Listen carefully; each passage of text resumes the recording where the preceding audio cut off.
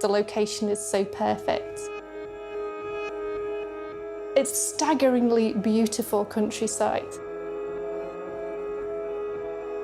I can't honestly imagine being anywhere else in the world. I'm Pam Honeyman, the owner and head barista of Monty's Brewery in Montgomery.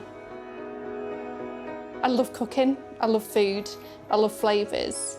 So to me, when you're brewing beer, it's just cooking with different ingredients and you're making a different product.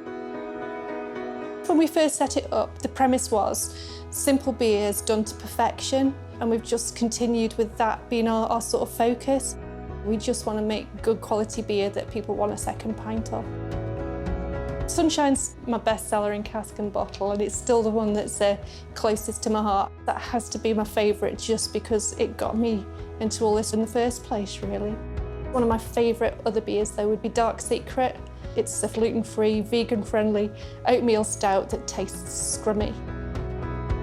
We went on a trade mission to Helsinki, met lots of different suppliers, and we had a phone call from the guy because he knew us from the trade mission, and he basically bought everything that we'd got on the shelf. He's just placed an order for 10,000 bottles of our Dark Secret.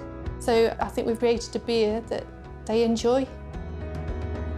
We were approached by the National Trails to create a beer for them, so best offer the beer that we made. And for every pint sold, they get a donation as well to the upkeep of the Offa's Dyke footpath. When you've got a fermenting tank, the first beer that comes out has too much yeast in it, but we didn't want to waste it, and a local farmer approached us and asked us if he could use it for his herd of Wagyu beef, and the beef really is spectacular. Small rural artisan producers is where Wales can compete on a global market by producing incredibly good quality products. We've come a long way and we're loving every moment of it.